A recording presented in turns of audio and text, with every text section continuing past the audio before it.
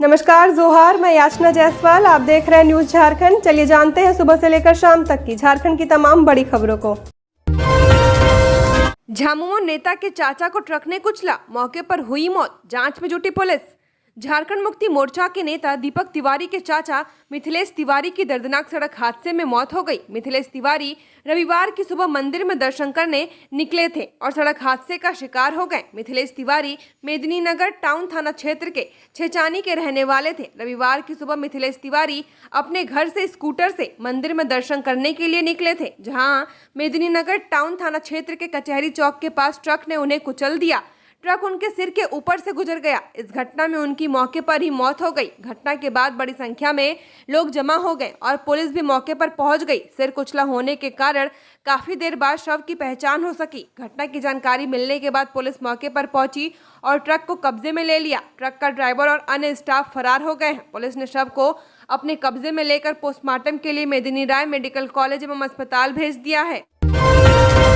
झारखंड में दिखेगा रेमल साइक्लोन का असर, 50 किलोमीटर प्रति घंटे की रफ्तार से चल सकती है हवा। 2 दिनों तक बारिश की भी संभावना।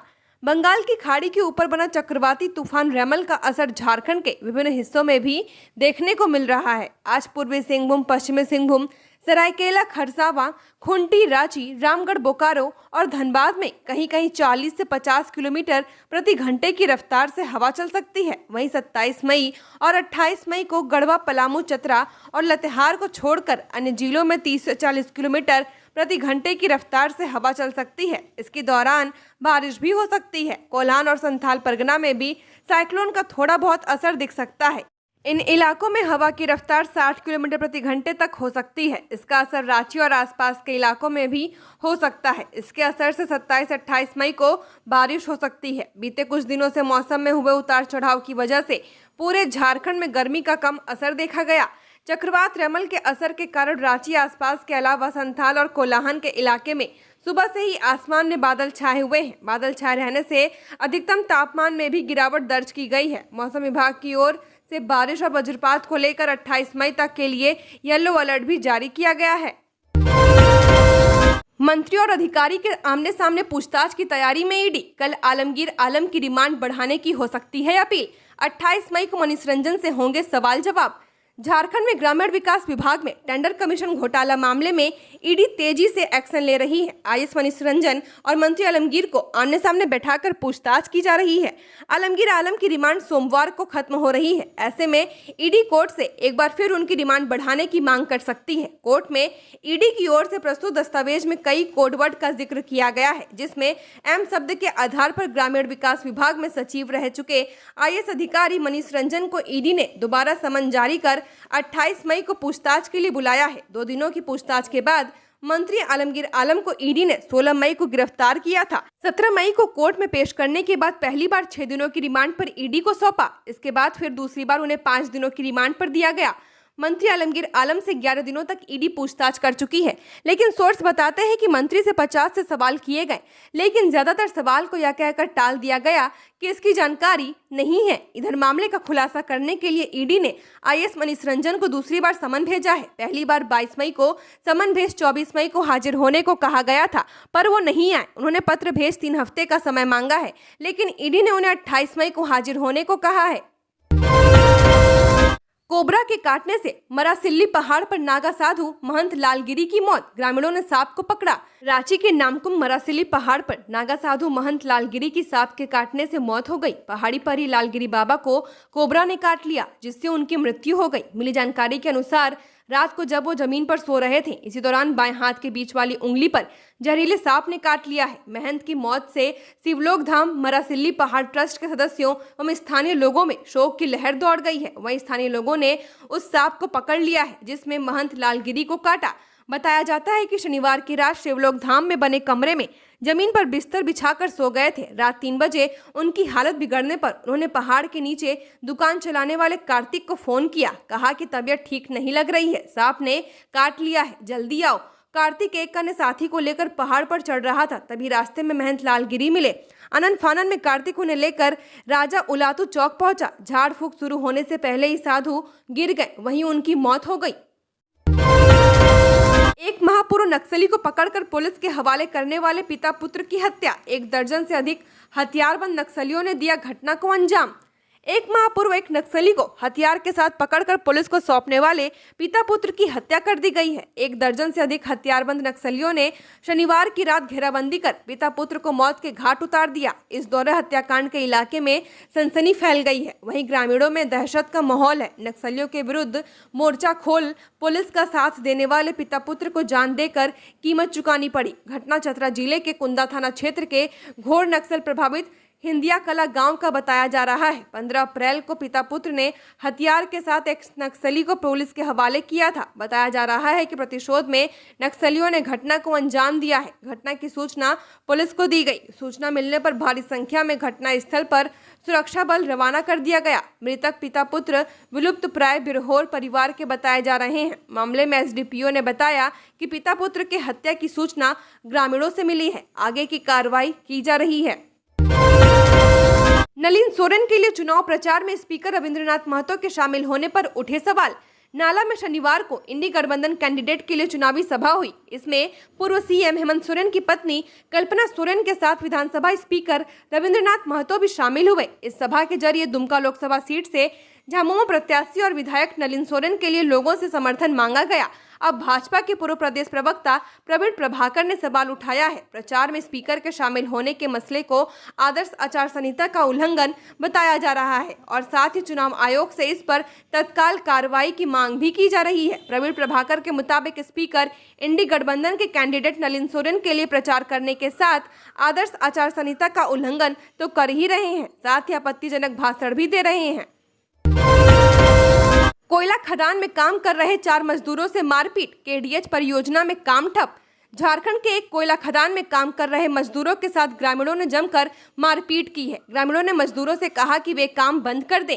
4 कर्मचारियों को अस्पताल में भर्ती कराया गया है, जहां उनका इलाज चल रहा है। कोयला खदान राजधानी रांची के खलारी में है। सीसीएल इनके एरिया की विश्व बैंक संपोषित केडीएच परियोजना के कोयला खदान में शनिवार 25 मई की रात को करीब 12 बजे स्थानीय बस्ती वासियों ने मिलकर कोयला कर्मियों पर हमला बोल दिया। 4 कोयला कर्मियों के साथ बुरी तरह मारपीट की गई। चारों कर्मचारी घायल हो गए। सभी को इलाज के लिए डकरा अस्पताल में भर्ती कराया गया है। कोयला खदान में हुए हमले में घायल कर्मियों ने बताया कि हमला करने वालों की संख्या 10 के आसपास थी। देवघर के 2 लड़कों की उसरी वाटरफॉल में नहाने के दौरान मौत। घर में मची चित्कार। देवघर के 2 युवकों की गिरिडीह के उसरी फॉल में नहाने के दौरान मौत हो गई। इनकी पहचान पवन कुमार और दीपक कुमार के रूप में की गई है। बताया जा रहा है कि नहाने के दौरान दोनों गहरे पानी में चले गए और बाहर नहीं निकल पाए। घटना के बाद काफी संख्या में आसपास के लोगों की भीड़ जमा हो गई। घटना की जानकारी मिलने के बाद मुफस्सिल थाना प्रभारी श्याम किशोर महतो पूरी टीम के साथ मौके पर पहुंचे और ग्रामीणों और गोताखोरों के सहयोग से दोनों युवकों के शव को फॉल से बाहर निकालकर सदर अस्पताल पहुंचाया। घटना को लेकर बताया जा रहा है कि गिरिडीह से कुछ लोग उसरी वाटरफॉल घूमने आए थे। इन्हीं के साथ पवन और दीपक भी आए थे। बताया कि पवन कुमार गुप्ता की उम्र 19 वर्ष थी, वह 12वीं कक्षा में पढ़ता था। दीपक कुमार वर्मा की उम्र 18 थी, वह भी 12वीं का ही छात्र था। बताया गया कि देवघर के राम मंदिर झोसा गाड़ी से 9 लोग घूमने के लिए उसरी फॉल आए थे। सुबह 10 बजे सभी यहाँ पहुंचे थे। इसके बाद पवन और दीपक नहाने के लिए फॉल में उतरे, जहां दोनों गहरे पानी में चले गए और डूब गए। मामले को लेकर मुफस्सिल थाना प्रभारी श्याम किशोर महतो पूरी टीम के साथ मौके पर पहुंचे और ग्रामीणों और गोताखोरों के सहयोग से दोनों युवकों के शव को फॉल से बाहर निकालकर सदर अस्पताल पहुंचाया, जहां डॉक्टरों ने दोनों को मृत घोषित कर दिया है। वहीं पुलिस ने मृतक के परिजनों को इसकी सूचना दे दी है। अबुआ आवास योजना जून से दूसरी किस्त की राशि मिलने लगेगी। अबुआ आवास योजना के लाभुकों को जून माह से दूसरी किस्त की राशि मिलनी शुरू हो जाएगी। ग्रामीण विकास विभाग इसकी तैयारी कर रहा है। दूसरी किस्त के रूप में योग्य लाभुकों को 50-50 हजार रुपए तक दिए जाएंगे। चुनाव आचार संहिता हटते ही राशि रिलीज की जाएगी। ये राशि सिर्फ उन लाभुकों को मिलेगी जिन्होंने पहली किस्त की मिले 30-30 रुपए को खर्च कर दिया और जियो टैगिंग करते हुए फोटो वेबसाइट पर अपलोड कर दिया है। अधिकारियों ने बताया कि 1,60,000 लाभुकों को पहली किस्त की राशि दी गई थी। इनके बीच 550 करोड़ रुपए आवंटित किए गए थे। इनमें करीब 25,000 से अधिक लाभुकों ने काम शुरू करते हुए फोटो अपलोड किया है। ऐसे में तत्काल इन्हें राशि दी जाएगी। शेष को काम के अनुसार आवंटन किया जाएगा। बता दें कि अबू आवास योजना से 3 कमरों का आवास बनाया जाना है। पोलिंग बूथ जा रहे थे दंपत्ति, रास्ते में हुई पत्नी की मौत, शव घर पहुंचाकर पति ने डाला वोट। शनिवार को रांची में लोकसभा चुनाव के लिए वोटिंग हो रही थी। इस दौरान लोकतंत्र के प्रति समर्पण की मिसाल देखने को मिली।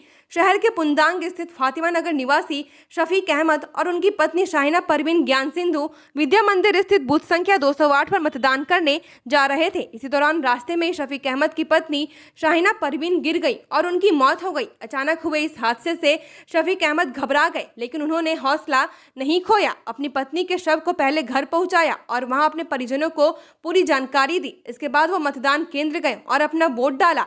इस घटना की जानकारी कांग्रेस प्रत्याशी यशस्विनी सहाय को मिली। इसके बाद वह फातिमा नगर जाकर शफीक अहमद और उनके परिजनों से मिली एवं शोक जताया। यशस्विनी सहाय ने कहा कि यह लोकतंत्र के महापर्व के प्रति समर्पण की मिसाल है। अहमद ने लोकतंत्र में चुनाव के महत्व को अहमियत देते हुए पहले मतदान करने का निर्णय लिया। यह अत्यंत सराहनीय है। राजकोट के गेम जोन में आग, 28 जिंदा जले, इनमें 12 बच्चे। बिल्डिंग की चिंगारी से आग भड़की, बाहर जाने का सिर्फ एक रास्ता, फायर विभाग से एनओसी नहीं ली थी।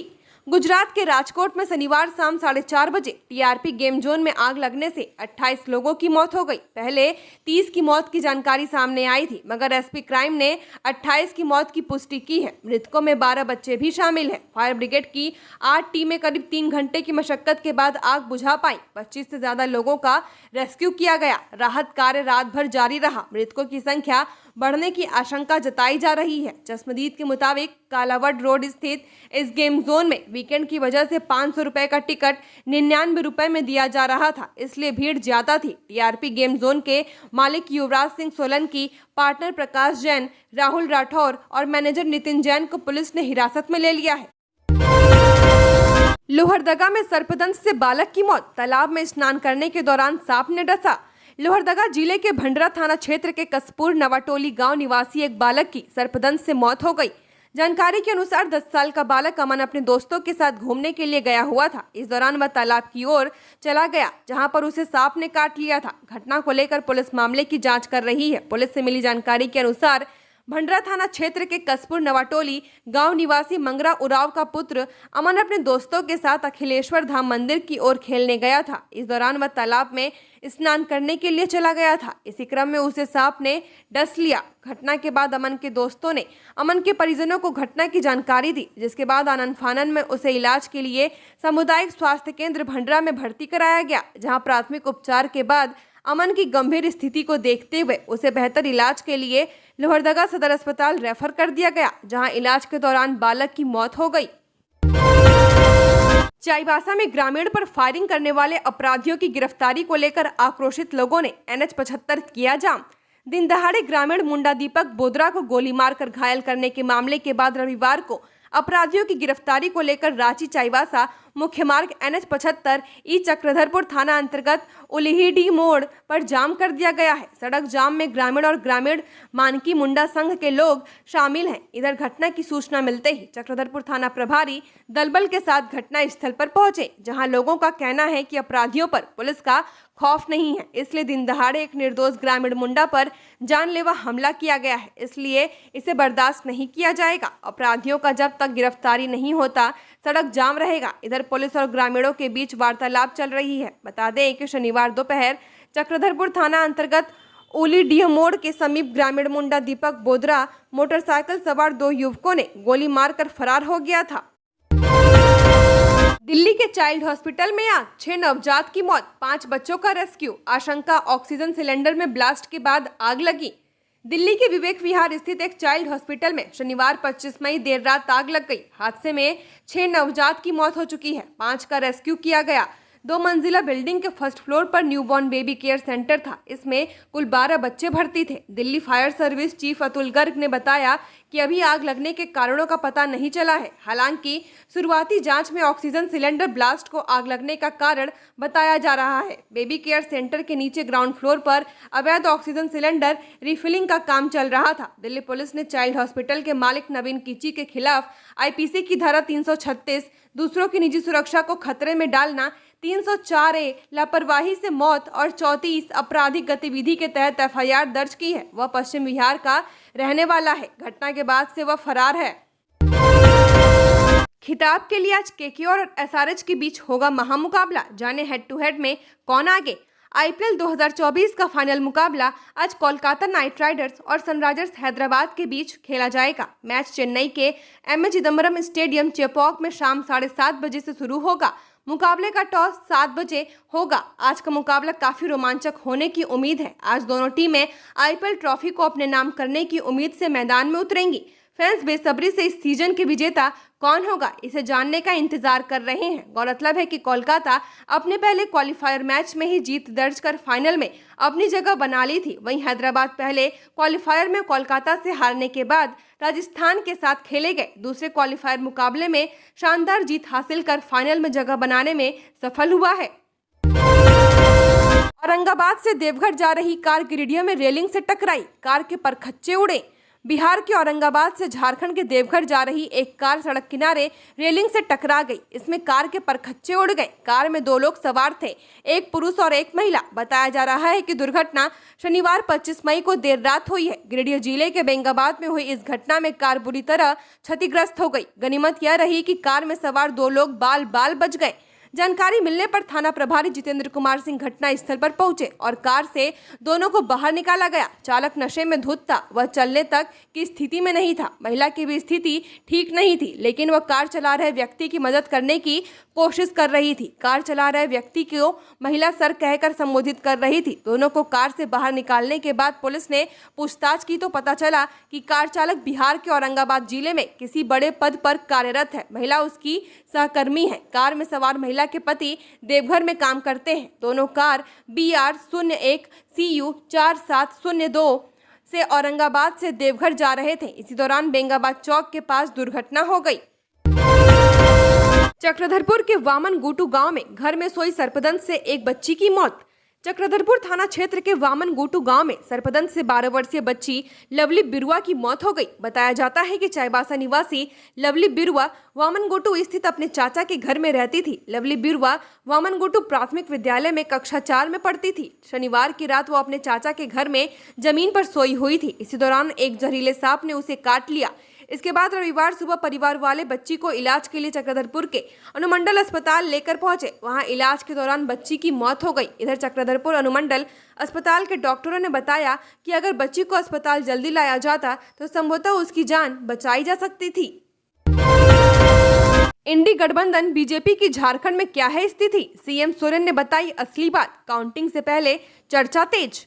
मुख्यमंत्री चंपई सोरेन ने झारखंड की सभी लोकसभा सीटों पर जीत का दावा करते हुए कहा है कि छठे दौर की वोटिंग के बाद यह तय हो चुका है कि भाजपा की स्थिति बेहद खराब है। उन्होंने कहा कि भाजपा नेतृत्व को इस बात का एहसास हो चुका है। झारखंड जैसे छोटे से राज्य में जिस प्रकार प्रधानमंत्री गृहमंत्री बार बार सभाएं कर रहे हैं, उससे यह तो स्पष्ट है कि हालात नाजुक है। चंपई सोरेन ने कहा कि उन्हें पता है कि पंजाब, तमिलनाडु, आंध्र प्रदेश से लेकर केरल तक कुछ हाथ नहीं आने वाला। रही बात कर्नाटक की, तो वहां पिछले बार के मुकाबले आधी सीटें मिलना भी मुश्किल है। महाराष्ट्र तथा यूपी में सीटें बड़ी संख्या में घटने जा रही हैं। बंगाल और बिहार में आधी सीटों पर भी आफत है। दिल्ली, राजस्थान, गुजरात, उत्तराखंड, हिमाचल प्रदेश एवं हरियाणा में पहले से ही लगभग सारी सीटें उनके पास है, तो बढ़ने की कोई संभावना नहीं दिखती। उल्टे घटेंगे कितने, यह देखना दिलचस्प होगा। आरोपों विवादों से गहरा नाता रहा झारखंड कैडर के IAS अफसरों का।